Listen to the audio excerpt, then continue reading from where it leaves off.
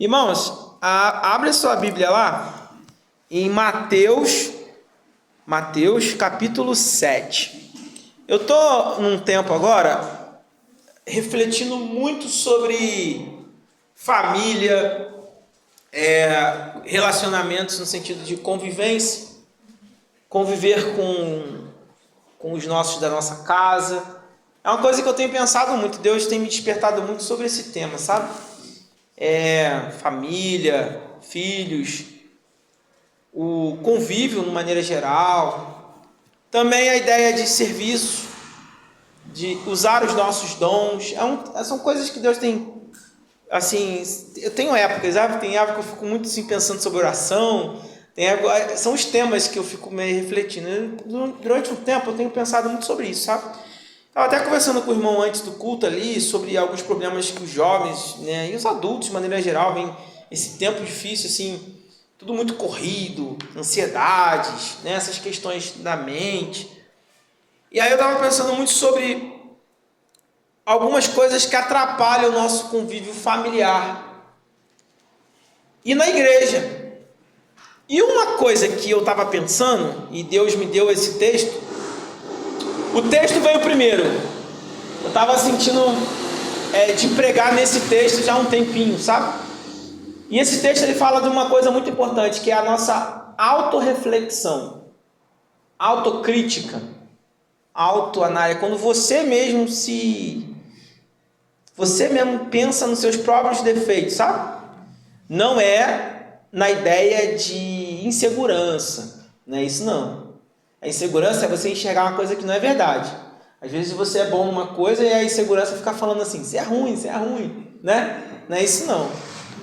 É o que o apóstolo Paulo fala no versículo que nós vamos ler da ceia, que é: examine-se, pois o homem é a si mesmo.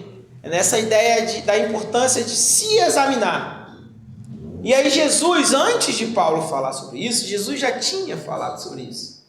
E é esse versículo que eu queria ler com vocês. Eu não vou demorar muito porque a gente já investiu um tempo naquela conversa inicial, então eu vou tentar ser bem breve. Embora eu tenha separado muitas coisas para falar aqui, mas eu vou tentar ser breve. O texto você já deve conhecer, um texto muito famoso. Eu vou ler a partir do versículo 3. É Mateus 7, 3, amém? Por que você repara no cisco que está no olho do seu irmão e não se dá conta da viga que está em seu próprio olho? Como você pode dizer ao seu irmão: deixe-me tirar o cisco no seu olho, quando há uma viga no seu? Esse texto é bem forte de Jesus falando, né? Eu acho um texto assim, fico imaginando aquelas pessoas ouvindo Jesus falar. E aí agora Jesus vem com os dois, como a gente brinca assim, com os dois pés no peito, assim, né? Versículo 5. Olha como é que Jesus já vem, irmãos. Hipócrita. Tá lindo, tá? Hipócrita. Tira a primeira trave do teu olho, a viga do teu olho, e então cuidarás em tirar o argueiro, a viga, a trave, né, no olho do teu irmão. É um texto bonito, eu acho, mas um texto forte. Jesus ele usa muitas figuras de linguagem, muitas metáforas, para falar basicamente o que o apóstolo Paulo vai dizer lá no dia da ceia. Examine-se. E eu estava pensando, qual a importância do autoconhecimento para o convívio familiar? Muitas famílias brigam e discutem muito. E quando eu falo família, é qualquer convívio. Relacionamentos, no trabalho, na igreja, na rua e dentro de casa. E muitos desses relacionamentos acontecem problemas por conta do quê? Da falta de um autoconhecimento. Jesus não está dizendo que não é para você não tirar a trave, não tirar o cisco. Ele não está dizendo para você deixar o irmão com um problema. Aqui vocês entenderam que cisco e trave é como se fosse um problema que a gente tem que resolver, não é?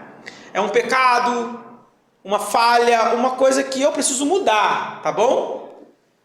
E o irmão também precisa mudar. Mas aí Jesus faz um paralelo aqui entre dois tipos de problema. Um problema que seria considerado mais grave e um problema que seria considerado menos grave. Aí ele chama de viga e ele chama de cisco. E a gente vive E eu acho, esse texto ele tem até um humor. Vocês percebem que tem um certo humor, Jesus falando, porque ele usa aqui uma figura de linguagem que é na ideia do exagero, que é a ideia da trave. Você imagina uma trave mesmo, uma viga de uma obra no olho de alguém. Não tem como isso acontecer, né? Jesus ele usa uma coisa muito exagerada para querer dizer o que estava acontecendo de problema naquele convívio social ali. Era uma sociedade que tinha um grupo que não se enxergava, achava que era santo, que queria ficar tirando o cisco dos outros, sendo que eles eram muito mais problemáticos. E era o grupo dos fariseus. Por que eles eram muito mais problemáticos? Porque eles tinham conhecimento da lei. Naquela época nem todo mundo lia a lei, nem todo mundo tinha os rolos em casa. Não é igual hoje, você tem Bíblia em tudo quanto é canto, né? Então eles eram os que conheciam a verdade para explicar a verdade para os outros. Mas eles mesmos tropeçavam. E esse texto, ele faz parte do ensinamento de Jesus do Sermão do Monte, que vai do capítulo 5, 6 e 7. Vocês devem conhecer esse sermão. Que era a gente chama de sermão, mas na verdade não foi um sermão no sentido como a gente conhece. Foi uma conversa, um estudo de Jesus que durou muito tempo. Ficou conhecido como monte, porque era um lugar alto que ele subiu para falar sobre várias coisas importantes e práticas da vida cristã. E nesse trecho, Jesus vai falar sobre um julgamento, mas é um julgamento com justiça e misericórdia. E ele nos adverte contra a hipocrisia religiosa, que era um tema recorrente nos evangelhos, especialmente em relação aos fariseus. E muitas vezes julgavam os outros com um peso, com um jugo pesado, sem se examinar. Então é na ideia do cego querer guiar o outro cego, é na ideia de eu querer corrigir vocês numa coisa que eu mesmo não me corrigi. Dando para entender? E aí aqui tem a ideia da hipocrisia, que é o primeiro ponto que eu queria que vocês pensassem. Ele vai usar a imagem de uma viga e de um cisco para destacar o comportamento hipócrita daquele povo, das pessoas que ignoram os seus próprios pecados, enquanto critica ferozmente o pecado do outro. E às vezes a diferença do seu pecado com o pecado do outro é que o pecado do outro se tornou público. É só isso. Às vezes o seu ainda está escondidinho e o do outro veio à tona. E então Jesus, em alguns momentos, ele vai ser firme. Como assim em alguns momentos, ô pastor? Não, ele sempre é firme. Jesus sempre é firme. Até quando ele é amoroso, ele está sendo firme. Vocês conseguem perceber isso, né? Porque até as pessoas de fora olhavam para Jesus e pensavam, nossa, olha a autoridade que ele ensina. Porque de todas as pessoas, ele era a que melhor podia falar daquilo ali. Porque ele não tinha cometido aquele pecado. E aí, irmãos, aqui tem uma coisa interessante que ele ensina, Jesus ensina, né? Que esse tipo de atitude vai contra a graça e a misericórdia e o arrependimento verdadeiro. Ele está falando isso aqui nesse pedaço, mas em alguns momentos ele vai falar sobre o arrependimento. Porque quando a graça te alcança, você entende que você também era pecador. É a primeira coisa que você reconhece. Não é. Quando a graça te alcança, você não pode entender que você não é pecador. Não faz sentido. É como você tomar um remédio para uma doença que você não tem. Então, por que você busca Jesus? Porque você reconhece que precisa dele. Então, Jesus está falando aqui para um povo que não estava entendendo isso. Que se achava superior, mas que na verdade estava tão cego quanto o outro. Deu para entender? Mas eu quero trazer isso para o convívio da nossa casa. Daqui a pouco eu vou puxar o gancho. Outro ponto, justiça e misericórdia. O julgamento que Jesus condena é um julgamento que vem sem amor. Porque na verdade, o julgamento nesse caso aqui, tá, irmãos? Nem sempre é uma coisa ruim. Não é julgar no sentido de eu ser juiz, mas é no sentido de orientação. Eu devo admoestar, eu devo ensinar. Se alguém está caminhando para um lado errado, você como membro da igreja, como discípulo de Cristo, é o seu dever orientá-lo a buscar o caminho certo. Vamos pensar isso na vida aí. Se você fala assim, ô irmão, como é que eu chego ali na padaria assim, assim, assim? Aí você fala assim, pastor, você vira aqui, vira ali, vira ali. Aí tem a direita e tem a esquerda aqui. Se eu vou, a padaria é para lá, e no primeiro momento que você me acabou de ensinar, eu já virei para a direita ali, você não quer para eu subir aqui, você vai deixar eu seguir no caminho errado? Você vai dar um grito, né? Pastor, não, é para lá. Se você gosta de mim, você vai fazer isso. Você não vai esperar eu errar 10 quilômetros. Não, eu vou querer, vou zoar o pastor, vou deixar ele andar 10 quilômetros. Quando ele andar 10 quilômetros, eu ligo para ele e falo que ele foi pro caminho errado. Vai fazer essa maldade comigo? Não vai. A nossa função é orientar o irmão. Você não podia ter agido assim. Mas o que Jesus está dizendo é que não tem como você orientar alguém se nem você se orientou. Deu para entender? Amém, irmãos? Amém. Vocês estão concordando com Jesus? Relacionamento com o próximo. Ele vai dar uma ênfase, não aqui especificamente, mas o contexto do Sermão do Monte, não só do Sermão do Monte, mas o contexto do ensino de Jesus vai ser a igreja. Vocês vão ver que tudo vai culminar para o ápice que ele vai falar, que vai edificar a igreja. Tem gente que acha que não precisa da igreja, né? Mas precisa. E Jesus, ele vai falar sobre isso.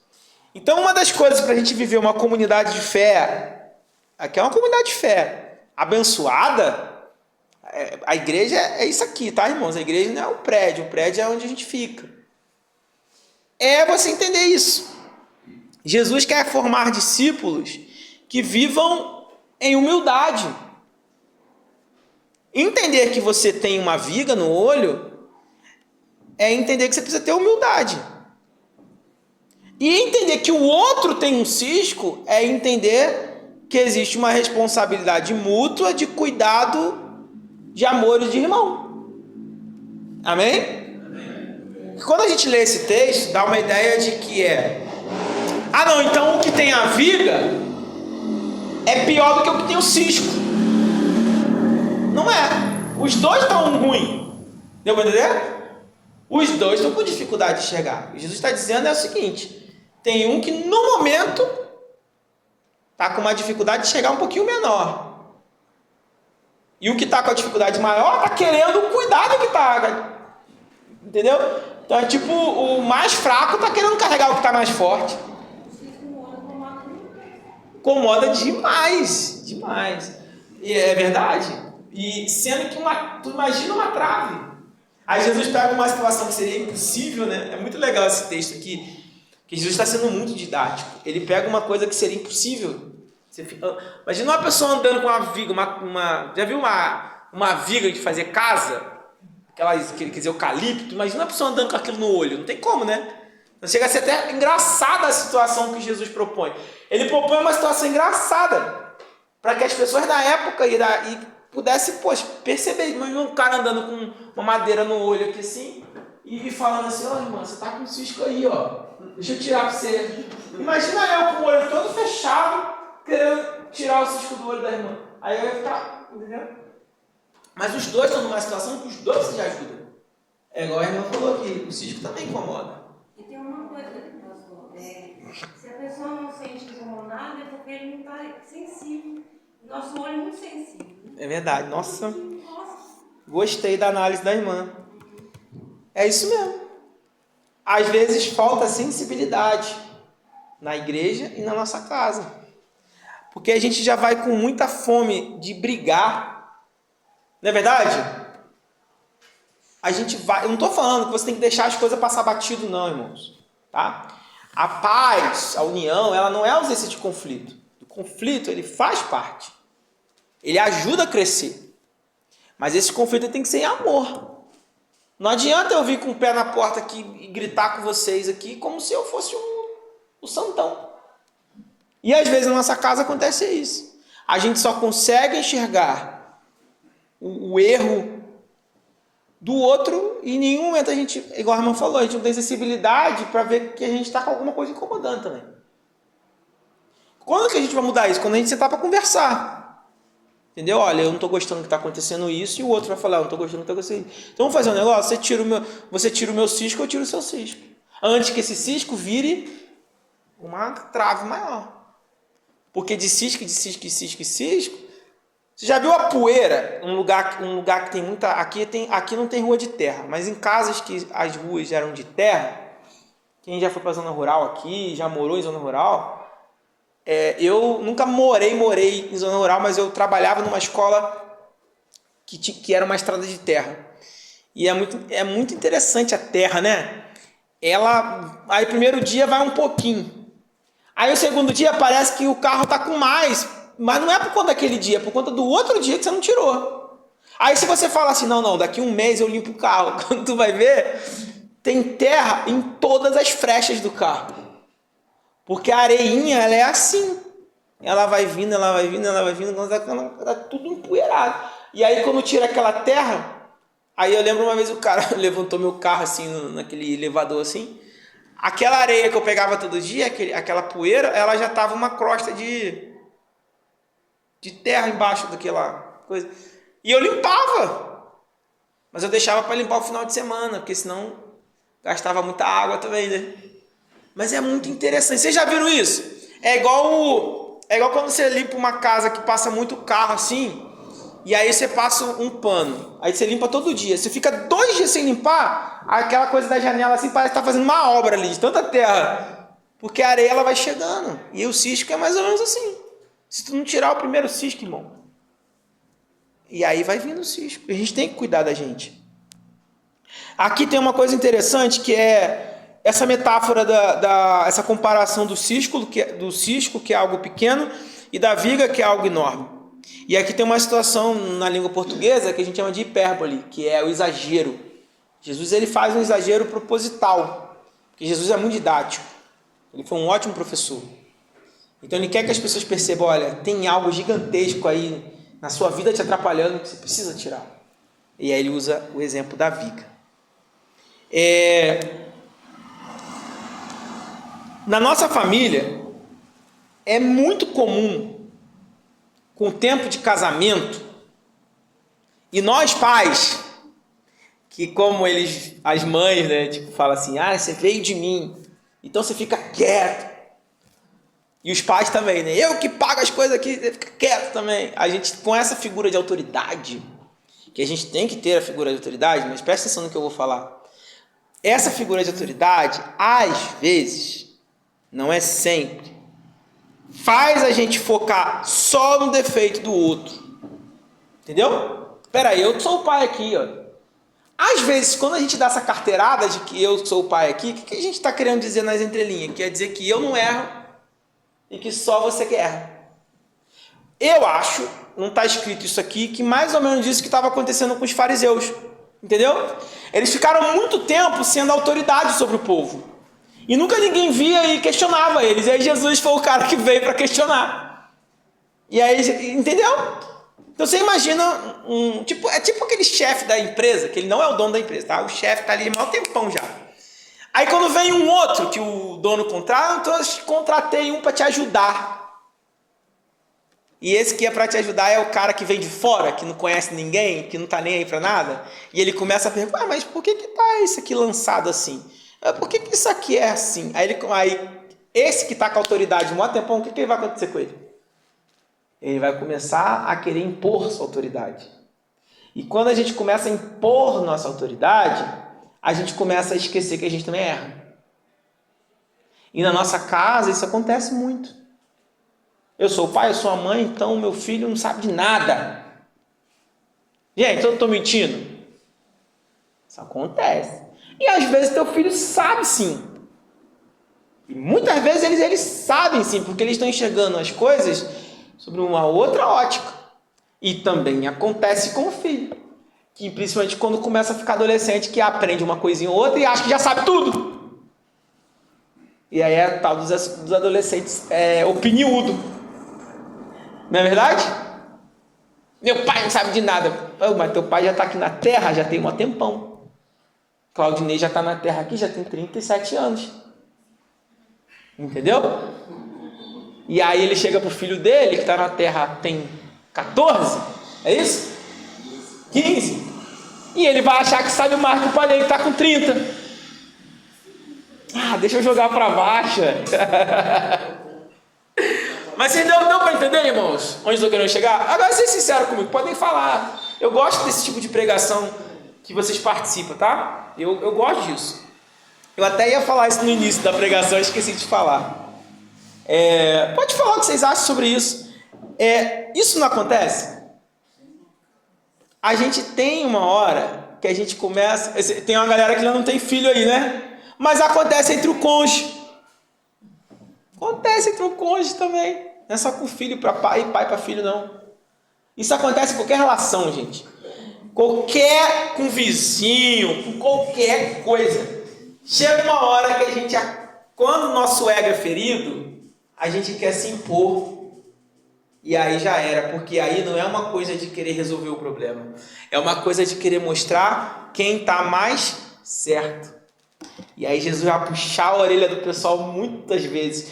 Vocês já leram o Evangelho? Eu espero que já. Quem não leu, leia. Você já deve ter visto filme de Jesus, série de Jesus, música de Jesus. E Jesus vai falar muitas vezes sobre essa questão da gente conversar e resolver. Ele não vai falar isso falando, mas ele vai falar isso praticando, não é? Se a gente for citar aqui rapidinho, quantas vezes Jesus vai parar para ouvir pessoas que ninguém estava querendo ouvir? Tem um tanto, eu te cito aqui um tanto. Vamos lá, rapidinho. Cita para mim histórias onde Jesus vai parar para ouvir as pessoas. Mulher samaritana era uma mulher que ninguém queria ouvir. Porque ela tinha vários maridos. O que era dela não era dela, como Jesus fala, porque provavelmente ela não tinha casado ainda, oficialmente. Nem as mulheres queriam ficar perto dela, ela tinha que ir beber água meio-dia. Ou pegar água meio-dia. Né? Mas lá, vamos lá, outras pessoas que eram rejeitadas e Jesus, o cego, ficava lá gritando, coitado, ninguém ouviu o camarada. Me chamou a atenção também que Jesus estava escrevendo na praia, que chegou todo mundo falando e ele ficou calado, porque hoje em dia as pessoas não ouvem o outro. Tem isso também. Entra no meio da conversa, um fala, o outro. Nem faz ideia do que está acontecendo. E Jesus só vai falar depois que ele... Jesus já sabia, mas ele só vai falar depois. Nossa, uma boa observação também. E tem várias. Tem a mulher do fluxo de sangue, que elas eram expulsas da vila. Tem aqueles da lepra,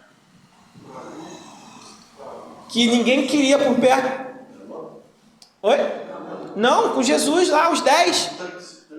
O tanque também. Tem um monte. Oi? O Zaqueu era tido como traidor, porque ele era coletor de impostos, e aí era um judeu que coletor, ele tinha que ficar afastado. E aí Jesus falou, eu vou jantar na tua casa hoje aí. Jesus era... Gente, Jesus gostava de um almoço, de uma janta. Mas quando ele faz isso, ele está dizendo assim, eu estou contigo, eu não me importo com o que vão falar, não. Você ir almoçar ou jantar na casa de alguém que era tido como inimigo das pessoas ali. Então, vamos resumir a história. O que ele está querendo ensinar para a gente aqui? Ele era a pessoa que podia julgar todo mundo. Vocês concordam comigo? Podia. Se Jesus quisesse julgar, todo mundo tinha que ficar calado. Inclusive até hoje. Mas ele mesmo vai falar que ele não veio para isso. Ele veio para propor o arrependimento. Amém? Aí eu coloco para você, então por que a gente vai fazer isso? E aí eu deixo algumas perguntas. Vou acabar já. Para você refletir, tá? Tenho apontado os erros dos outros mais do que reconhecido os meus próprios? Aí não é para você responder não. Para mim não. Senão sua mente. Eu confesso que eu já fiz muito isso aqui. É um erro que a gente comete, principalmente, a gente não faz isso, irmãos, assim, de forma proposital, tá? Não vou falar que a gente faz de forma proposital, mas às vezes a gente faz isso sem querer. A gente não fala que está fazendo isso, mas às vezes a gente faz. Entende? De que maneira posso tirar a viga do meu olho antes de querer ajudar a tirar a viga de alguém e o cisco de alguém? Qual é a maneira? Aí você vai pensar aí. Aí tem que pensar também. Eu reconheço que eu tenho uma viga? Será? Tem que pensar isso também. Falar assim, pastor, isso aí é papo para quem tem problema. Eu não tenho, não. Isso aí é papo para quem... No dia que você chegar no meu patamar, imagina alguém falar isso. Igual, acho que é o Romário, né, o jogador, que ele povo pergunta, quem que é melhor? Ele fala, eu. Alguém é melhor que vocês? Não. Sei quem já viu esses vídeos, ele fala engraçado. Quem acompanha futebol aí já deve ter visto, né? Mas e aí? E na vida espiritual não é tão fácil assim, né? Imagina, o Paulo, vamos botar aí, o apóstolo Paulo pregou pra caramba, rodou o mundo da época toda, escreveu carta, evangelizou, discipulou. Ele tem uma hora que fala, eu percebo que eu sou o maior de todos os pecadores. Porque esse espírito do passado, ele não usa esse termo, ele fala o corpo da minha morte, né? Fica colado comigo, tá sempre aí. O eu antigo meu, fica o tempo todo. Ele reconhece isso. Imagina alguém chegar e falar, não, pastor, pastor, legal a tua pregação, achei importante, mas esse negócio aí não é para mim, não. Por que, irmão? Porque eu não tenho viga e não tenho cisco. Meu olho está limpinho. Meu olho espiritual, É mesmo, irmão? Meu olho espiritual vê até... Rapaz, sério. E o coração, irmão? O coração está mais limpo do que... Será que alguém teria peito para falar isso? Hein, irmãos? Muito bonita a pregação, mas o que Jesus tinha que fazer comigo, ele já fez há 20 anos atrás, irmão. Pastor, eu só não fui para o céu ainda, porque... Não. Ainda bem que a moça está vindo para cá, peso vai tacar, né? Tacava, viu? Agora, irmãos, eu estou tentando levar na brincadeira, assim, para descontrair um pouco, mas esse texto aqui, ele confronta muito. Ele confronta. Toda vez que eu leio esse texto, eu fico, meu Deus, eu faço muito isso aqui. Sem a gente perceber, a gente vai assumindo uma posição arrogante. A gente não demonstra, a gente não quer, mas a gente acaba fazendo. Não sei se eu vou conseguir pensar em um exemplo agora. Por exemplo, eu trato alguém mal, e aí eu não percebo que tratei a pessoa mal. E aí a esposa, né, que é as nossas, né, homens, as nossas melhores discipuladoras. Aí ela vem e fala assim, poxa, Nicolas, você falou de um jeito que não falou muito legal, não. Eu falei sim, ué. Não falei nada demais. Aí, eu acho que você não falou legal, não. Aí eu falo assim, falei sim, isso é frescura. Falei normal, fui grosso. Aí passa um tempo, a pessoa, poxa, pastor, do jeito que você falou no outro dia, eu não gostei muito não. Aí eu falei, você tinha razão, ele não gostou mesmo não. Eu dei um exemplo que acontece, mas nem sempre a gente está bem, né, irmãos? O problema não é errar. Presta atenção, Jesus não está falando que você não vai errar. Tanto que ele está falando aqui que você tem um cisco. Deu para entender? Ele está falando para as pessoas que não queriam aceitar que erravam. É aí que está o negócio. O problema não é você errar. Errar, nós vamos errar. Mas nós não devemos errar querendo errar. Mas quando você errar, e agora? O que eu vou fazer com esse erro? Eu vou me arrepender? Vou tirar o cisco ou a trave, seja lá o que for, e vou tentar continuar? Ou eu errei e vou assumir uma postura de arrogante? Eu lembro do Chaves, eu gosto de ver o Chaves, né? Aí tem um professor Girafales lá, tem uma frase que ele fala assim, o seu Madruga fala para ele assim, o seu Madruga é um dos mais sensatos lá do programa. Aí tem uma hora que fala assim, professor, você nunca errou? Aí ele fala assim, não sei quem lembra desse episódio, aí ele fala assim, nunca errei. Aí, a propósito, errei uma única vez. Aí o seu Madruga faz, sério? Uma única vez? Aí ele, quando eu pensei que estava errado. Tipo, claro que é uma brincadeira ali, né? Porque ele tem essa pompa, né? De ser o professor. Então ele tem a pompa ali. Mas tem gente, às vezes a gente faz isso, irmãos.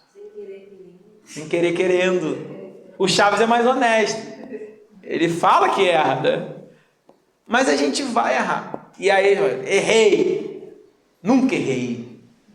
Uma vez que eu errei, pastor, quando? Quando eu pensei que tinha errado. Agora, irmãos, eu sei que eu estou dando alguns exemplos assim, que podem parecer absurdos, mas faz uma investigação aí na sua vida. Eu já fiz e não foi muito boa, irmãos. Não foi muito boa, não. Para acabar, eu falei que ia ser rápido. Mas que eu fui rápido? Vou acabar. Tem uma história do Davi com o profeta. Aí o Davi vai contando uma história. O profeta vai contando uma história para o Davi. Fala, olha, Davi, o cara fez isso. O que tinha que acontecer com ele? Esse merece a morte. Não sei o que lá. Lembra desse? Aí o profeta fala para o Davi assim, Davi, essa história que eu contei é você. Ele estava tão cego para os próprios defeitos, que ele era o rei. Ele não estava nem lembrando que era ele que tinha... Essa história é uma das que eu mais acho legal na Bíblia. Assim. E aí, irmãos, e o Davi, eu fico imaginando o Davi, tipo, o rei, né? O profeta pega ele no pulo, né? E a gente faz isso às vezes. A gente está tão cego que a gente não... É igual antigamente. Antigamente, mas hoje em dia ainda acontece. A pessoa ouve uma pregação inteirinha, aí ela sai do culto e fala, rapaz, pregação boa, né? Boa. Ou o José, tem José aqui na igreja não, né? Ainda bem. O fulano tinha que estar aqui para ouvir aquela palavra. Já ouviu isso? Nossa, minha mãe tinha que estar aqui para ouvir isso. Meu pai tinha que estar aqui. Todo mundo tinha que estar aqui, né? Menos o bonitão, que nunca errou na vida.